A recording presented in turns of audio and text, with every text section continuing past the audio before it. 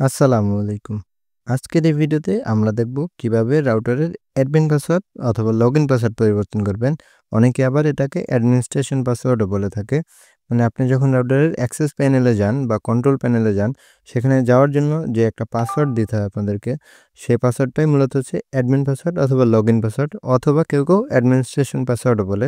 তো আজকের এই ভিডিওতে আমরা দেখব যে কিভাবে আপনি এই পাসওয়ার্ডটি পরিবর্তন করবেন। এটার জন্য প্রথমে আপনারা একটা ব্রাউজার ওপেন করে নেবেন। আমি Google Chrome করে নিচ্ছি। তো আমি আপনাদেরকে এখান থেকে TP-Link RCH অন্য রাউটার দিয়ে দেখাবো। তবে TP-Link-এর ডুয়াল ব্যান্ডের যে রাউটারগুলো আছে সবগুলোর কিন্তু এই একই সিস্টেম, একই নিয়মেই আসলে এটি পরিবর্তন করে। তবে যদি সিঙ্গেল ব্যান্ডের রাউটার হয়ে থাকে মানে একটি ওল্ড মডেল, তাহলে হচ্ছে অন্য একটি উপায়ে করে। সে নিয়েও কিন্তু আমার একটি ভিডিও আছে। সেই ভিডিওতে আমি হচ্ছে TP-Link-এর 841N রাউটার দিয়ে দেখিয়েছিলাম। সেই ভিডিওটি আমি এই ভিডিওর ডেসক্রিপশনে দিয়ে দেবো এবং আই বাটন দিয়ে দেবো। আপনারা চাইলে সেটিও দেখে নিতে পারেন। আর আপনার রাউটার যদি ডুয়াল ব্যান্ডের হয়ে থাকে তাহলে সেম প্রসেসটি ফলো করবেন। আপনি এখানে সার্চ বারে এসে লিখবেন 192.168.0.1, মানে যেটা হচ্ছে TP-Link-এর আইপি অ্যাড্রেস। আপনি এটা লিখে সার্চ করলে এমন একটা অপশন চলে আসবে। এই যে দেখুন, এখানে যে আমরা পাসওয়ার্ডটা দেবো, এখানে লেখা আছে লোকাল পাসওয়ার্ড।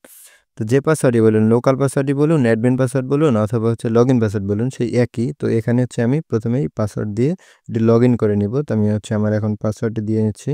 তো আমার পাসওয়ার্ড দিয়ে আমি এখানে লগইন করে নিব। প্রথমে আমি লগইন করে নিলাম এটা।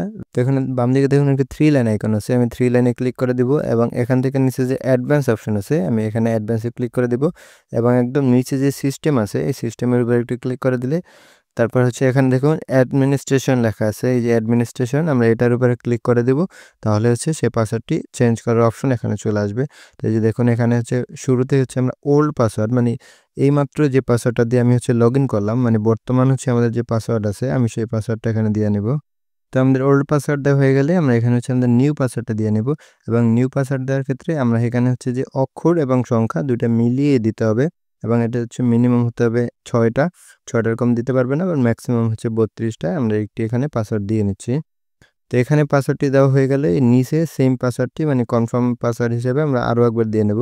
তো এই পাসওয়ার্ড হচ্ছে দেওয়া হয়ে গেলে এখানে হচ্ছে একদম প্রথমে হচ্ছে আমাদের পুরান যে পাসওয়ার্ড আছে সেটি, এবং এখানে হচ্ছে নতুন পাসওয়ার্ড, এবং এখানে আবারও সেম নতুন পাসওয়ার্ডটা দিয়ে উপরে যে ডান দিকে সেভ আছে আমরা সেভে ক্লিক করে দেবো এবং সেভে ক্লিক করে দিলে কিন্তু আমার পাসওয়ার্ডটি সেভ হয়ে গেল। দেখুন আমার পাসওয়ার্ডটি কিন্তু সেভ হয়ে গেছে, তাই আমাদের হচ্ছে নতুন পেজে নিয়ে আসছে। তো এখন হচ্ছে আমি যদি আপনাদেরকে আবার একটু পাসওয়ার্ড দিয়ে হচ্ছে লগ ইন করে দেখাই যে আমার পাসওয়ার্ডটি হলো কিনা। এই যে আমি পাসওয়ার্ডটি দিয়ে নিলাম এবং লগ ইনে ক্লিক করলাম। তাহলে দেখুন এই যে আমার কিন্তু এটা ওপেন হয়ে গেছে, তার মানে আমার পাসওয়ার্ডটি কিন্তু পরিবর্তন হয়ে গেছে।